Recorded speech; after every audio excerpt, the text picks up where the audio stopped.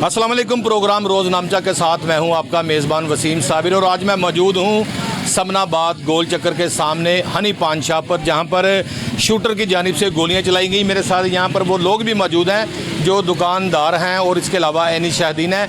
Main उन लोगों से भी मैं बात करूंगा, आपकी मुलाकात भी कराऊंगा। सबसे पहले मैं बताता चलूं कि जिस तरह से प्रोग्राम रोज़ नामचा में हम लोग अमूमन दिखाते हैं कि लोगों की बुराइयाँ क्या हैं, लोग करते क्या हैं, चोर कैसे गिरफ़्तार किए जाते हैं, डाकू कैसे गिरफ़्तार किए जाते हैं, उन्हीं में से जो शूटरों का जिक्र है वो किसी भी सूरत भुलाया नहीं जा सकता, क्योंकि समनाबाद के इलाका में बाकायदा शूटर ने आगे फायरिंग की है। एक फायर नहीं बल्कि 1 दर्जन फायर किए हैं और इतनी दीदा दिलेरी के साथ यहाँ पर फायरिंग हुई कि 2 लोग जो है वो अपनी जान की बाजी हारने लगे थे। अगर आप साइड पर देख सकते हैं कि जो फायरिंग करने वाला मुलज़म है वो भी मैं आपको दिखाऊंगा और किस तरह से ये गोलियां बरसा रहा है, क्योंकि ये इतना चलता बसता हुआ जो है वो चौक है और यहाँ पर आप देख सकते हैं कि तमाम मार्केट सामने मौजूद है, जहाँ पर ये सारी रात मार्केट खुली रहती है और मार्केट खुली रहने के साथ साथ यहाँ पर हज़ारों की तादाद में लोगों का जो है वो आना जाना यहाँ पर अमूमन रहता है। लेकिन शूटर की जानिब से जो है वो यहाँ पर गोलियाँ बरसाई गई।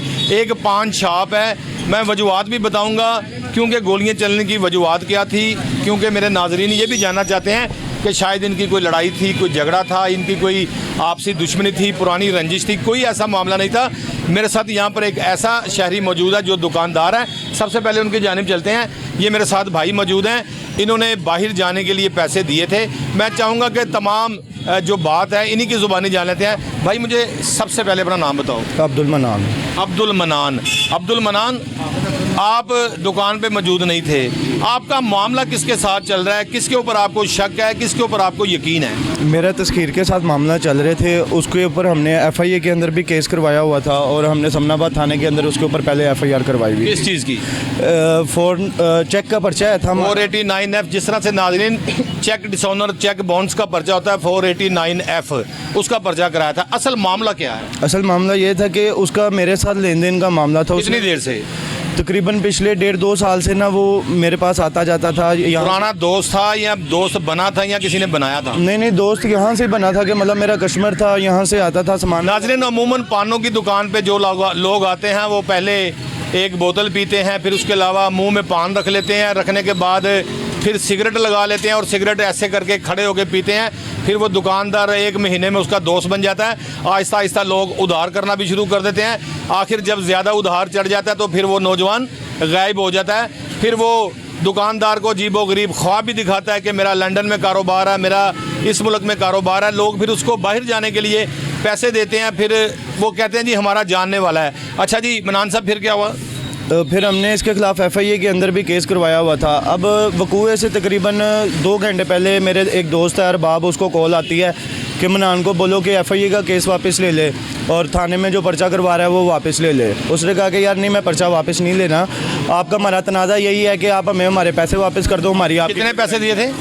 बाहर जाने के लिए 5 लाख रुपया दिया था, वो वाले साहब ने दिया था। कौन से मुल्क जाना चाहते थे? कनाडा के वीज़ों के लिए हमने इसको पैसे दिए। आपने एडवांस दिया था? जी एडवांस दिया था। तो क्या कह रहा था वो बंदा जो कह रहा कि मैंने गोली नहीं चलवाई?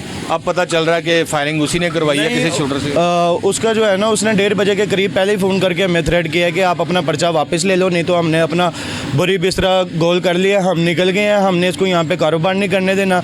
मैंने मनान का जो है वो सिट ले जाना, मैंने यहाँ पे इनको रोज़ फायरिंग करवानी है। नाजरीन, फायरिंग से चंद घंटे पहले की बात है, मुलजमान पार्टी का फ़ोन आता है और ये कहता है कि जो FIR आपने करवाई है वो वापस ले लो। हमने अपना बोरी बिस्तर बांध लिया, हम तो लाहौर छोड़ के जा रहे हैं, रहने आपको भी नहीं देंगे। फिर उसके बाद क्या होता है? फिर उसके बाद तकरीबन 3:30 बजे ये 3:30-4 बजे के करीब ये वकूआ हो जाता है। इस वकूए से पहले वो जो शूटर है वो पहले आया, वो केक्स एंड बेक्स पे ये 4 बंदे थे, 3 के 4 बंदे थे जो हमारे नॉलेज में है कि 3-4 बंदे थे। ये पहले चक्कर लगाते रहे। मनान, वीडियो में देखा गया लाल शर्ट वाला बंदा बड़ी दीदा दिलेरी के साथ बिला किसी खौफो ख़तरा यहाँ पर गोलियाँ बरसा रहा है। एक गोली ये ज़मीन पर निशान है यहाँ पर लगी, चंद गोलियाँ जो है दुकान के अंदर लगी हैं। हाँ जी, ये मुझे कत्ल करने के इरादे से आए थे। ये पहले वहाँ पे 4 लोग? जी 4 लोग। ये रैकी लेके मेरी खड़े रहे हैं कि ये शायद मनान यहाँ पे खुद होगा। जब मैं नहीं था तो उन्होंने आके, मुझे लोग हनी के नाम से भी जानते हैं कि नाम पान शॉप जो है हनी पान शॉप के नाम से है, तो वो पहले यहाँ पे आया, उसने आके मेरा पूछा कि हनी किधर है। अभी इनके मुंह में ही अल्फाज थे कि वो घर है, तो उतनी देर में उसने मतलब फायरिंग स्टार्ट कर दी। ये वही दुकान है जहाँ पर गोलियाँ चली, ये वही दुकान है जहाँ पर नौजवानों के दरमियान खौफ जो है वो तारी हो गया। बड़ी मुश्किल से, जिस तरह से आप टेलीविज़न स्क्रीन पर देख सकते हैं कि एक शूटर रेड कलर की शर्ट में आता है, आने के बाद वो यहाँ पर एक दर्जन के करीब गोलियाँ चलाता है। मेरे साथ यहाँ पर और भी नौजवान मौजूद है। भैया आपका नाम क्या है? अली अब्बास। अली अब्बास इनका नाम है, बॉडी बिल्डर है। कहीं यहाँ ये होते तो शायद फिर वो जो शूटर था वो यहाँ से जाता ना, उसका ये पिस्टल भी छीन लेते।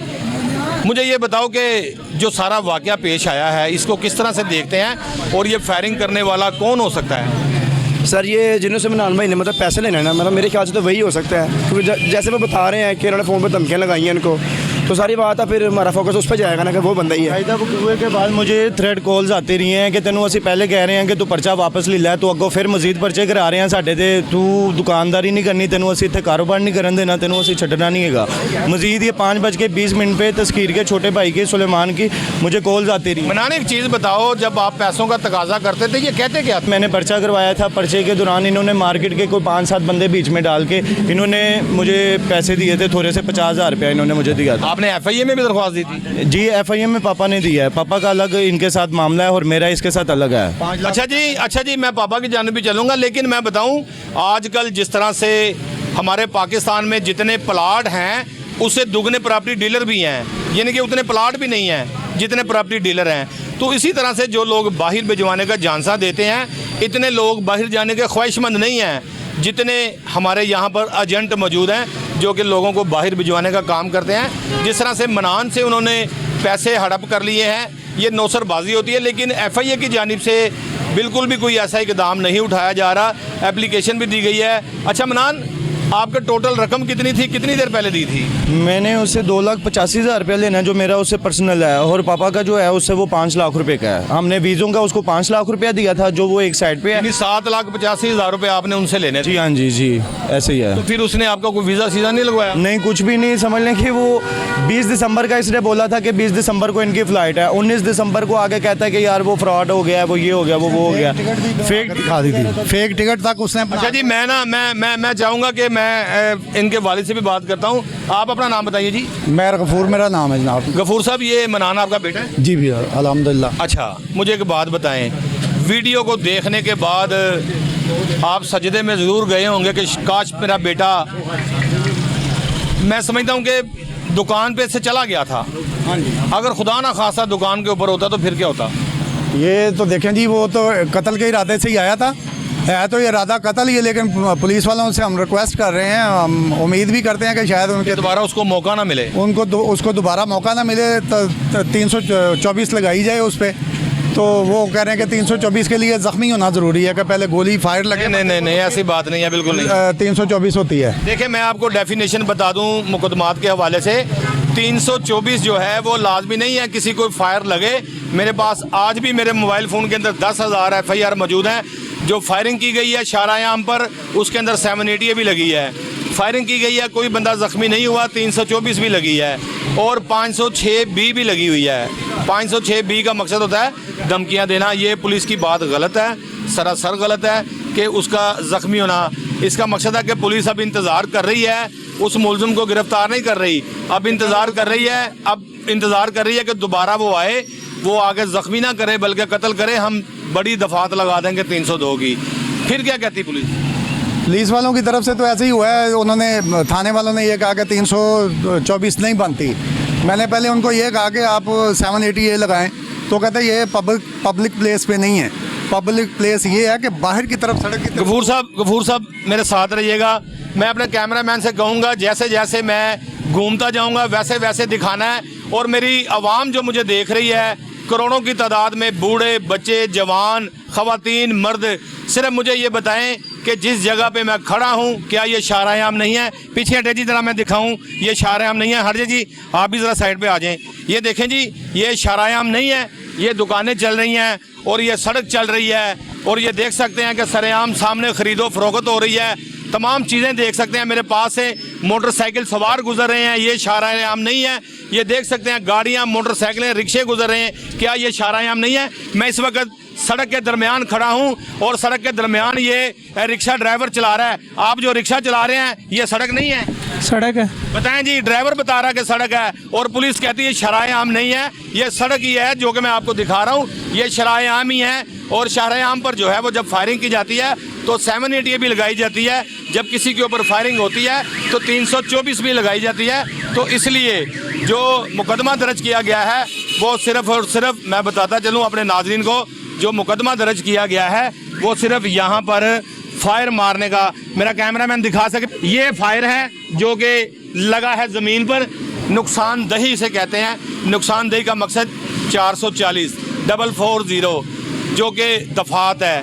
440 बड़ा छोटा सा मुकदमा है, लेकिन अगर इसके साथ 440 के साथ 506 भी लगाते, 324 भी लगाते, न जाने हमारी पुलिस इन जालमों का साथ क्यों देती है। अगर 440, 324, 780, 506 भी अगर लगनी थी तो उस जालिम के ख़िलाफ़ लगनी थी जिसने यहाँ पर फायरिंग की है।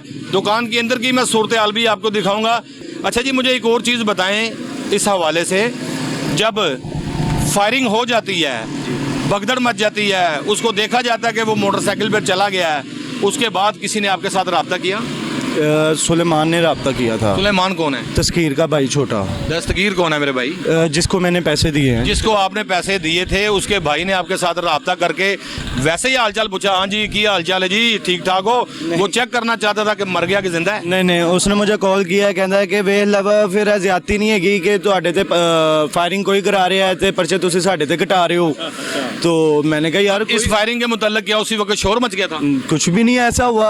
मैंने उसे बोला, मैंने कहा कौन सी फायरिंग हुई है, कौन सा वकूआ हुआ है? मैं कहा कोई चक्कर नहीं है, मैं तो कोई FIR नहीं करवा रहा, मैं तो घर बैठा हूँ। तो फिर मैंने कॉल काट दिया। थोड़ी देर बाद फिर उसकी मुझे 2-3 कॉल्स आई हैं, मैंने नहीं उठाई। फिर उसकी एक कॉल मैंने उठाई है तो उसमें फिर मुझे वो थ्रेट कर रहा है कि तू करा FIR, तू इंज करा, तू उंज करा। अच्छा, जब ये शूटर फायरिंग करके बाइक पे बैठ गया ना तो इसने तब एक ललकार मारी है कि हूँ जिन्नियाँ मर्जी FIR करवाई तो मैं वेख लवांगा तेनों फिर। अच्छा, हाँ जी, ये पूरे इलाके ने यहाँ पे सुनाया था। ये साथ हमारे जूस वाला है, उसने भी ये चीज़ सुनी थी कि उसने ये जाते हुए ये ललकार मार के गया। ये यानी कि फायरिंग करने के बाद भी ललकारा मार के गया तो हूँ जा जिन्नियाँ मर्जी FIR दर्ज करा लें, मैंने कोई भार नहीं। लेकिन आपको यकीन है कि जिसने आपको बाहर भिजवाने के लिए पैसे लिए थे फायरिंग उसी ने करवाई? जी, हमें यकीन है इस चीज़ का। चलें जी, दुकान की सूरत हाल दिखाते हैं नवाज, लेकिन ब्रेक लेने के बाद जो है वो दुकान के अंदर से ही तमाम चीज़ें दिखाएंगे, लेकिन एक ब्रेक के बाद। Welcome back after the break. Break के बाद मैं उस शॉप के अंदर मौजूद हूँ जो आप देख रहे हैं टेलीविज़न स्क्रीन की इन साइड पर आपको नज़र आ रहा है कि शूटर गोलियां चला रहा है कत्ल करने की नीयत से। कांच तोड़ दिए गए हैं, बोतलें तोड़ दी गई हैं, फ्रीज़र तोड़ दिए गए हैं। सबसे पहले मेरा अगर कैमरामैन दिखा सके नवाज, ये सुराख नज़र आ रहे हैं मेरे नाजरीन को कि 1 2 3 4 ये सुराख हैं जो कि फायर लगने से फ्रीज़र जो है वो बर्बाद हो गया। और इसी तरह से ये फ्रीज़र जो मैंने खोल दिया है, मैं चाहूँगा कि जो शूटर की जानिब से 11 गोलियाँ, नाजरीन 1 नहीं, 2 नहीं, 4 नहीं, 6 नहीं, पूरी 11 गोलियां बरसाई गई हैं, 1 दर्जन के करीब। और मैं बता नहीं सकता कि जो दुकानदार था वो किस जगह छुपा है, लेकिन मैं आपको दिखाऊंगा सबसे पहले कि किस तरह से गोलियां चलाई गई। सबसे पहले नवाज इस तरफ आओ ज़रा, ताकि लोगों को इस बात का इल्म हो। अगर मुझे ऑर्गेनाइज क्राइम यूनिट देख रही है, DIG साहब देख रहे हैं और CIA के अफसरान देख रहे हैं, तो ये देखें 1 2 3 4 ये वो फायर हैं जो बाहर से लगे। उसके बाद अगर अंदर की सूरत हाल देख लें तो अंदर इसको हाथ रखें जी ज़रा, इसको ये देखें, ये गोलियां लगी हैं और ये देखें कितना बड़ा फायर का निशान है। और मैं अपने नाजरीन को दिखाने लगा हूँ कहीं कांच लग ना जाए मुझे। ये देख सकते हैं कि ये गोलियां लगने के बाइस जो है वो फ्रीज़र के अंदर बोतलें टूट गई हैं, नुकसान हुआ है। इसके अलावा भी देख सकते हैं इसका मुकम्मल नुकसान हुआ है। और फ्रीज़र के अंदर की सूरत हाल देख लें, कितना कचरा जो है वो यहाँ पर कांच का पड़ा हुआ है, क्योंकि यहाँ जब गोली लगी या गोली दुकान के अंदर चलाई गई। उसके पीछे हटें जी ज़रा, मुझे और भी गोलियाँ दिखाने दें ज़रा। एक नवाज ये देखें, ये फायर जो है वो लगा है जो फायर इसने लड़के को मारने की कोशिश की है, लेकिन लड़के की सूरत हाल भी मैं बाद में दिखाऊंगा। और एक नज़र मैं इधर भी दिखाऊं, और ये देख सकते हैं नीचे भी गोलियां लगी हैं। और मैं अब आपको वो 2 लोग मिलवाने लगा हूं कि जो बड़े बाल बचे हैं। जो बंदा मेरी वीडियो देख रहा है, जो बंदा टेलीविज़न स्क्रीन पर देख रहा है, मैं आपको बता दूं कि ये वो बंदा है जिसको आपने देखा कि वो काउंटर के नीचे छिप गया। लेकिन काउंटर के नीचे छिपने की जगह ये वाली थी, यही जगह थी जी। ये देखें जी, ये जगह दिखाएं। ये वो छोटी सी जगह थी जहाँ पर ये छिपा है। हालांकि यहाँ पर कोई आदमी अंदर पूरा नहीं आ सकता। और ये वो लड़का है, बच्चा, जो भाग के जिसने अपनी जान बचाई, पिछली तरफ भागा।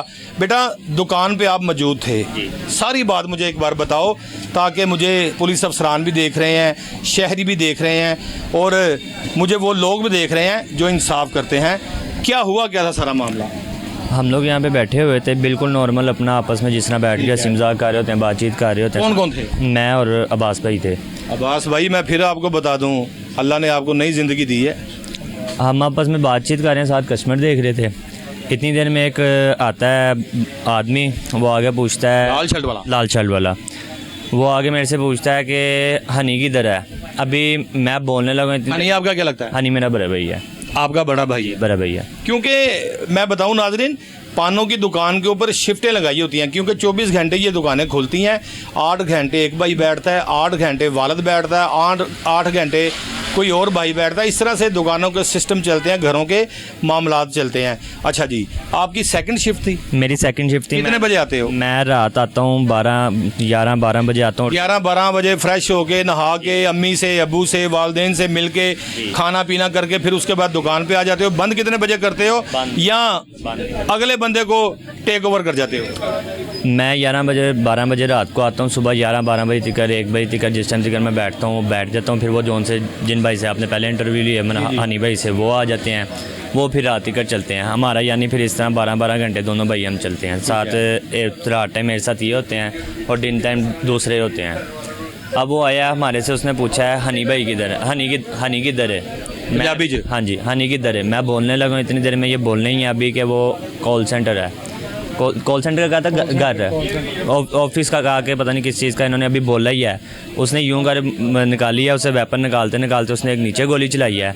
जिस टाइम उसने नीचे गोली चलाई है उस टाइम जिक्र मैं खड़ा रहा हूँ। जैसे उसने दोबारा कैचर मारा है, मैं इधर को पीछे को भागा हूँ। हाँ, आप तो वीडियो में नाजरीन, ये वही नौजवान है जो वीडियो में नज़र आ रहा है कि जब उसने पिस्टल का चैम्बर मारा है तो पहला फायर बाहर हुआ दुकान के बाहर। फिर उसके बाद इसको पता चल गया था ये मेरे पे फायरिंग करेगा। इसने फौरी कोई वक्त ज़ाया किए दौड़ लगाई और यहाँ आके पिछले रास्ते से निकल गया। वो गोलियां चलाता रहा, लेकिन इस बंदे की मैं कहता हूं कि बड़ी किस्मत है, छोटी सी जगह पे छिपा हुआ था। और आप देख सकते हैं, एक बार फिर ज़रा गौर कीजिए कि साइड स्क्रीन पे, इन साइड स्क्रीन पे नज़र आ रहा है कि फायरिंग करने वाला जो शूटर है किस तरह गोलियां बसा रहा है। ये देखिए, 1, ये 2, ये 3, ये 4, इसी तरह से आप देखते जाएँ गोलियाँ चलाता जा रहा है। अच्छा जी, फिर क्या हुआ? जब पहले फायर की आवाज़ आई, आपने फौरी तौर पर जान बचाने के लिए दौड़ लगा दी? फौरी तौर पे हम लोगों ने जान बचाने के लिए इनसे जिधर को हुआ गया, मौके पे हमें कुछ समझ नहीं है कि किधर जाना है, क्या करना है, क्या नहीं करना है। इतनी हड़बड़ी में हुआ कि मैं पीछे को भाग गया हूँ, ये नीचे को, इनसे जिधर को हुआ गया उधर को हो गए। अब जिस टाइम फायरिंग की आवाज़, उसने टोटल 11 फायर किए हैं। एक फायर उसने बाहर चलाया है, 10 फायर जोन से हैं, 10 से 11 फायर जोन से तकरीबन अंदर चले हैं, तकरीबन 11-12 उसकी फायर निकले हैं। उसके बाद जिस टाइम उसने फायर किया है, मोटरसाइकिल पे बैठते बैठते वो बाकायदा लरक लगा के गया है, बरक लगाए गया है कि अब कराओ जितने पर्चे कराए जा सकते हैं। अच्छा, इस तरह वो लगाई है। और उस टाइम तिकर मैं पीछे से आगे आया हूँ और वो बड़ी तसल्ली के साथ, आपने वीडियो में देखा होगा, बड़ी तसल्ली के साथ बिल्कुल आराम से उसने पिस्तौल का आगे किया है, वो लगा आगे, फिर आराम से तसल्ली से वो जा रहा है। वो इस तरह आया था जिस तरह पता नहीं कितनी को तैयारी में आया। अच्छा, एक चीज़ मुझे बताओ छोटी सी, ये बाहर दोस्त भी सुन रहे हैं, बाशाऊर आदमी हैं, हर चीज़ को अच्छे बुरे को समझते हैं। आपकी सेंस क्या कहती है इन दोनों मामलात में, जिससे पैसे लेने हैं इमरान ने, क्या कोई तीसरी पार्टी इसका फ़ायदा तो नहीं उठा रही कि तीसरी पार्टी ने कोई बंदा भेजा हो और फायरिंग करवाई हो ताकि पर्चा ही नहीं के ऊपर हो? हमारा किसी थर्ड पर्सन के साथ कोई आया नहीं है। एक होता है ना, हो सकता उसका हो, बहस मुबाहिसा हमारा, उसका कुछ कह नहीं सकते, क्योंकि उसके बकौल वो अपना बताता था जी कि मेरे वालिद साहब अंदरून के ये, मेरे अंदरून के वो, मेरे जैसे पैसे लेने हैं? हाँ जी, मेरे वो बहुत बड़े पहान थे, उनके पास फलानी पिस्तौल असला था, फलाना असला था, उनके पास मशीन गन थी, ये थी वो थी, बहुत अजीब अजीब यानी ना वेपन्स वगैरह हमें जिस टाइम आता था। कितने गई मशीन गन्ना जो सीआईए ने रेड किया तो ताले मार कर नस गए ने, कितने गए कागजी बदमाश? उसके घर से एक पंप बरामद हुआ है। अच्छा, पुलिस ने रेड किया हाँ है? जी, जिस टाइम पुलिस ने रेड किया एक पंप बरामद हुआ है, साथ 2 मैगजीनें बरामद हुई हैं। पुलिस ने काफ़ी चीज़ें वहाँ से उठाई हैं, बहरहाल वो अभी तक हमें नहीं पता क्या चीज़ उठाई है। हम लोग ज़रूर साथ गए थे, लेकिन हम साइड पे थे। मुकदमे के हवाले से क्या कहा जा रहा है? 324 कोई लगाने का प्रोग्राम है पुलिस का? वो अब जिस टाइम कल हमारी बात हो रही थी वो लगे हुए थे जी 324 नहीं लगता, 440 लगती है। अच्छा जी, मेरे साथ यहाँ पर दूसरा भी शहरी मौजूद है, उसकी जानिब भी चलते हैं, जो यहाँ पर दुकान के अंदर छिप गया था। उसने तमाम सारा वाक़या देखा। क्या हुआ जी? ये बंदा आया लाल शर्ट वाला, उसने आके ना पूछा हनी का कि हनी किधर है। मैंने उसे बताया कि यार वो ना इधर नहीं है, वो इस वक्त यहाँ पे होता ही नहीं है, वो कॉल सेंटर होता है। वो इतनी बात सुन के उसने जो है ना वो मोज़र निकाला है अपने डब में से, निकाल के उसने पहला फायर बाहर किया है।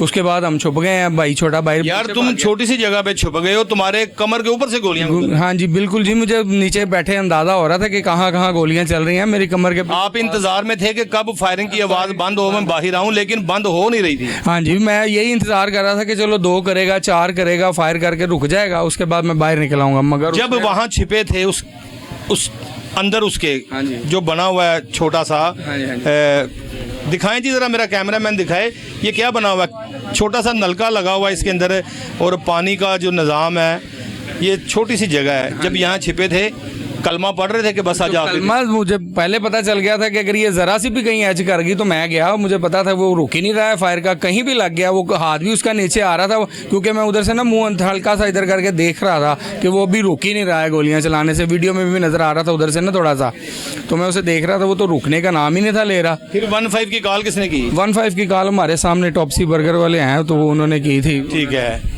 उन्होंने जाके ना 15 पे कॉल किया, मगर वो उस वक्त फौरी नहीं आए हैं, 10-15-20 मिनट गुजरने के बाद आए हैं जाके। रात 4 बजे का टाइम था। PPIC-3 नोट कर लें, PPIC-3 को मैं बता दूं, और मेरे मोजिज़ पुलिस अफसरान कहते हैं जी 2.5 मिनट का रिस्पांस होता है, डॉल्फिन पुलिस का, पीरू पुलिस का, मुतलका पुलिस का, CIA पुलिस का। लेकिन यहाँ पर जब 15 की कॉल की गई रात 4 बजे, ना कोई ट्रैफिक का बहाना है, ना कोई रास्ता बंद होने का कि जी रास्ते में ट्रैफिक बड़ी थी, कोई रिक्शे फंसे हुए थे, कोई ट्रक फंसे हुए थे, ऐसा कोई मामला नहीं था। 4 बजे का तकरीबन टाइम था, 3:55 4 ही हो गए। सड़कें वीरान, लोग घरों में आराम कर रहे थे, कोई यहाँ पर शोर शराबा नहीं था, कोई गैल मगैल नहीं थी, कोई रास्ता बंद नहीं था, कोई आटे वाला, कोई सीमेंट वाला, कोई बजरी वाला ट्रक मौजूद नहीं था, जिसकी वजह से पुलिस लेट होती। कितने मिनट के बाद पुलिस आई है? तकरीबन आधा घंटा मेरे ख्याल से लगा है, 4-7 अब 12-15 मिनट से ऊपर लगे। ये पास ही थाना हमारे, थाना जो समनाबाद का, सिर्फ 5 मिनट की दूरी पर अगली गली के अगली 2 मिनट जी, 2 मिनट की भी नहीं बनती दूरी, ये पास ही थाना है। 1 मिनट में बाइक के ऊपर अगर जाएं 1 मिनट लगता है, चलो गाड़ी में 2 मिनट लग जाते हैं, अगर पैदल आ जाते तो 4 मिनट लगेंगे। SHO साहब, मेरा ख्याल आप तो जाके घर सो गए होंगे, पीछे आपने थाना डाकुओं के रहमो करम पर छोड़ दिया, शूटरों के रहमो करम पर छोड़ दिया, और आपकी जो पुलिस है, अमूमन मैं देखता हूँ कि पुलिस जो रात 12 बजे के बाद गश्त करती है, इन्होंने पक्के पक्के अपने डेरे बनाए हुए हैं। जिस तरह से दाता दरबार होटल के अंदर डॉल्फिन के जो है वो थाना दाता दरबार के जो मुहाफ़िज़ हैं और थानेदार हैं, अंदर AC लगा के वो सो जाते हैं, और बाहर दुनिया लुटती रहती है, कोई पूछने वाला नहीं है। रात 12 बजे के बाद DIG साहब जो कहते हैं कि सड़कों पे गश्त होनी चाहिए, पुलिस वाले जो है वो लंबी तान के सो जाते हैं। मैंने दिखाया भी है, कई अपने टेलीविज़न स्क्रीन पर पुलिस एहलकार सो रहे हैं। 2 मिनट की दूरी के ऊपर थाना है, लेकिन पुलिस यहाँ नहीं पहुँची। तो जब यहाँ पुलिस पहुँची तो कौन सा ऐसा बादशाह सलामत गाड़ी से उतरा जिसने आगे कहा दरा 15 गालतू की थी, की है? हाँ जी, इखलाक साहब थे उस वक्त। मैंने गलत तो नहीं कहा? नहीं, इखलाक साहब थे। उन्होंने आगे पूछा जी हाँ जी क्या हुआ मामला सारे, उन्होंने पूछा, फिर हमने उन्हें बताया कि इस तरह ये सारा कुछ हुआ है। तो वो खैर उस वक्त तो लिखा लुखा तो उन्होंने कुछ नहीं, वैसे ही हमें फिर कहते जी चलें दुकान बंद करके थाने चलें, थाने जाके आपको सारा पर्चा वगैरह। दुकान के गोलियां चल रही सी, दुकान बंद करके चले। खोल शोल हमने उन्हें सारे पकड़ा दिए थे, बाहर से पकड़ के। अंदर का हमने उस वक्त देखा नहीं था कि कहाँ कहाँ गोलियाँ पड़ी हुई हैं, चली हुई जो गोलियाँ हैं। तो उसके बाद फिर 1-2 गोलियाँ अंदर से 3 मिली भी हैं। कोई फोरेंसिक की गाड़ी भी आई थी, फोरेंसिक करने वाली जो? कुछ भी नहीं, उसके अलावा कुछ भी नहीं, सिर्फ वही आए हैं। वो भी आधे घंटे 15-20 मिनट के बाद जब आए हैं, उन्होंने आके जो खोल शोल इकट्ठे किए हैं और ले गए, वो हमें थाने चले गए। मेरे साथ वो ऐनी शाहदीन है जिनके ऊपर ये गोलियां चली हैं। बेटा कितने खोल इकट्ठे किए थे? खोल मैंने नहीं इकट्ठे किए, मैंने तकरीबन 2 खोल ये ऊपर शीशे से पकड़े थे। ठीक है। 2 मैंने यहाँ से अपने 3 के नीचे से पकड़े थे, बाकी मुझे पकड़ाए थे बाइट से। मुझे जिस तरह उन्होंने पकड़ाए मैंने गिने नहीं, ऐसे ही मैंने पकड़े, मैंने अपने हाथ में रखे। अच्छा मुझे बताओ, जब ये फायरिंग करके चला गया उसको मोटरसाइकिल पे जाते देखा था? मोटरसाइकिल पे जाते देखा। उसके नंबर लगा हुआ था? नंबर किसी कैमरे में नहीं आ रहा। मोटरसाइकिल का? हाँ जी, मोटरसाइकिल लगा हुआ था मोटरसाइकिल का नंबर किसी कैमरे में अपने हमारे जो उनसे कैमरे उनमें ब्लर आ रहा है, नज़र नहीं आ रहा, मतलब हमारे सही तरह फुटेज नहीं ली गई। पुलिस एहलकार और अफसरान कहते हैं कि सीसीटीवी फुटेज अगर होती तो बड़ा कमाल था, बंदा गिरफ्तार किया जा सकता था। इतनी क्लियर मैंने जिंदगी में फुटेज नहीं देखी जितनी क्लियर ये गोलियां चलाने वाले की आई है। सेफ सिटी कैमरे लगे हैं। अच्छा जी, फिर सेफ सिटी कैमरे ये पास लगे हुए हैं, आए दिन आगे हमें वो जो है ना वो बाइक्स वगैरह खड़ी होती हैं, वो कहते हैं जी इस तरह। अब इनकी वो सेफ सिटी कैमरा, हाँ मैं आपकी बात समझ गया हूँ। PPIC 3 वाले सामने कैमरा लगा हुआ है सेफ सिटी का, वहाँ से ये कॉल करते हैं और कॉल करके मुतलका पुलिस को भिजवाते हैं कि पान शॉप के बाहर मोटरसाइकिलें खड़ी हैं। उस वक्त ये आ जाते हैं कि मोटरसाइकिलें कब्जा पुलिस में ली जाएं और मोटरसाइकिलों को बंद किया जाए। लेकिन वारदात जब हुई है ये फायरिंग वाली, उस वक्त किसी ने नहीं पूछा? हाँ जी, उस वक्त तो किसी ने भी नहीं पूछा। आगे नंबर भी नहीं नजर आ रहा, वैसे मोटरसाइकिल को खड़ी होने नंबर यूं नजर आते हैं, अब उनको मोटरसाइकिल का नंबर भी नहीं नजर। देखें, PPIC 3 के मतलब सेफ सिटी अथॉरिटी के मतलब मैं बड़ा वाज़े बताऊं कि आजकल जो है वो लोगों के दूर से आती हुई मोटरसाइकिल के नंबर कैच कर लिए जाते हैं। सेफ सिटी का कैमरा मेरे से यहाँ 10 कदम दूर है और मेरे सर के ऊपर कैमरा लगा है और ये सामने दुकान है। मोटरसाइकिल का नंबर भी आना चाहिए था। मान लिया अगर यहाँ पर नंबर नहीं आ रहा किसी वजूहत पर, आखिरकार उस मोटरसाइकिल का नंबर जहाँ से वो घर से निकला है और यहाँ समनाबाद तक रास्ते में कोई सेफ सिटी का कैमरा नहीं आया। कैमरा ज़रूर आया होगा।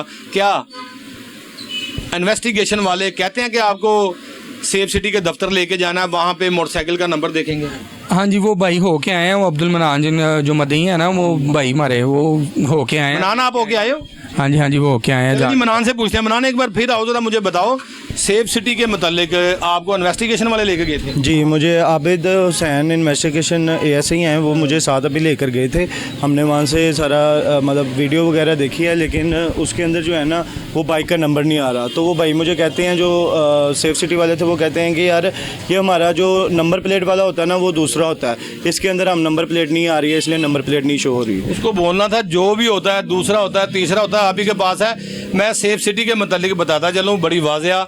सेफ सिटी के कैमरे इस कदर लाहौर में फैले हुए हैं कि आप अपने घर से गाड़ी मोटरसाइकिल निकालेंगे तो उसी सेफ सिटी के दफ्तर में जाकर अगर उस नंबर गाड़ी हो या मोटरसाइकिल का नंबर हो, उसको जैसे ही एंटर करेंगे सारा दिन की वो ट्रैवलिंग बता देगा कि आपने किस किस जगह ट्रैवल किया है।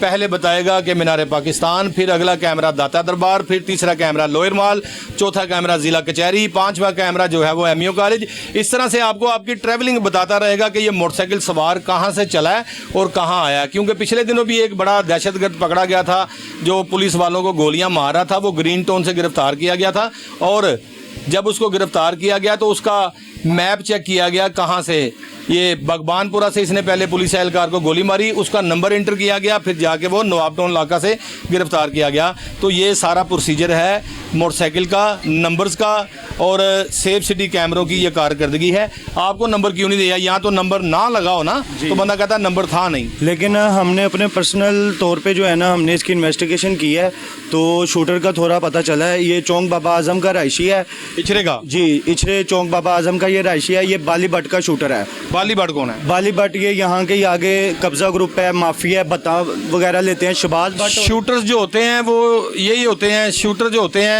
वो यही होते हैं कि लोगों से पैसे लेना। शूटर चाहे पिंडी से रब्ता रखता हो, गुजरांवाला से रब्ता रखता हो, थोड़े बहुत पैसे लेकर वो जो है वो गोलियां चलाते फिरते हैं, लेकिन ताहाल अभी तक ये बाली बट वाली जो बात है ना, अभी उसकी इन्वेस्टिगेशन हुई नहीं है। उसको जब गिरफ्तार किया जाएगा तो पता चलेगा कि कौन क्या कर रहा था, क्यों उसने इसको भिजवाया। लेकिन ये बात सिर्फ और सिर्फ बातों की हद तक है, कोई ऐसा मामला सामने नहीं आया।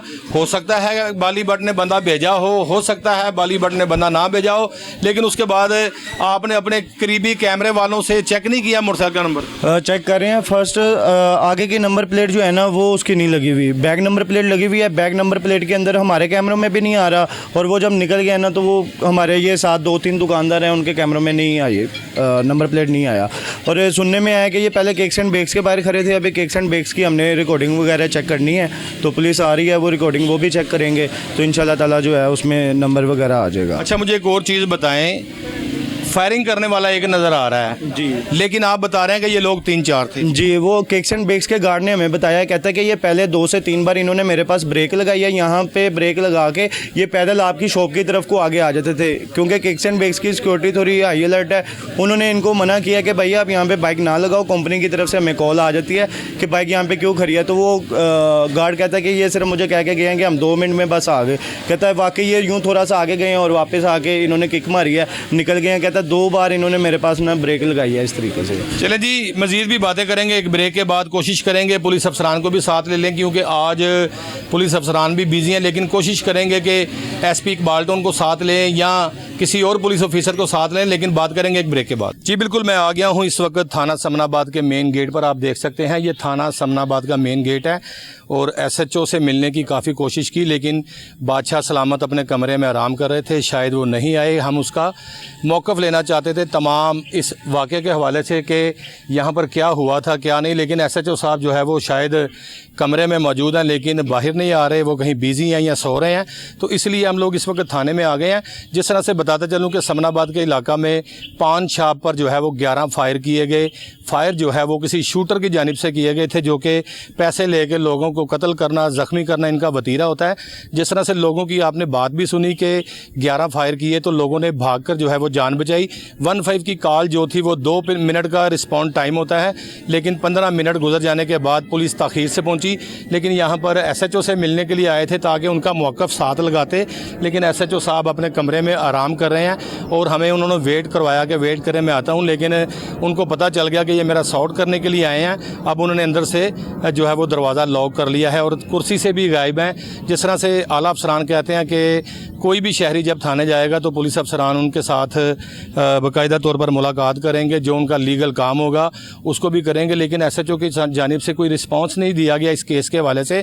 जिस तरह से हमने बताया था कि समनाबाद के इलाका में जो फायरिंग की गई थी शूटर के हवाले से, उसकी गिरफ्तारी भी ताहाल जो है वो अमल में नहीं लाई गई, क्योंकि शूटर जो था उसका चेहरा बड़ा क्लियर था, बड़ा वाज़ेह था, लेकिन उसके बावजूद भी पुलिस उसे अभी गिरफ्तार नहीं कर सकी। ये है वो थाना समनाबाद जिसके आगे मैं खड़ा हूँ, और थाना समनाबाद के अंदर की अगर सूरत हाल मैं देखूँ तो मैं अभी देख के आया हूँ, तो यहाँ पर जो मेन संतरी खड़ा था सबसे पहले उसका तो कैमरामैन के साथ नवाज के यही जो है वो फड्डा था कि कैमरा अंदर जाने की इजाज़त नहीं है। बाकी सब कुछ अंदर जाने की इजाज़त है, लेकिन कैमरा अंदर जाने की इजाज़त नहीं है। अगर मैं विदाउट कैमरा गया था, विदाउट माइक अंदर गया था, तो एसएचओ साहब जो है वो अपने रिटायरिंग रूम में आराम कर रहे थे, उन्होंने मुलाकात करना ताहाल गवारा नहीं किया। आइंदा प्रोग्राम रोज़नामचा के लिए अपने मेज़बान वसीम साबिर को इजाज़त दीजिए। सेम वक्त सेम टाइम आपसे फिर मुलाकात होगी। अपना बहुत सारा ख्याल रखिएगा। अल्लाह हाफिज़।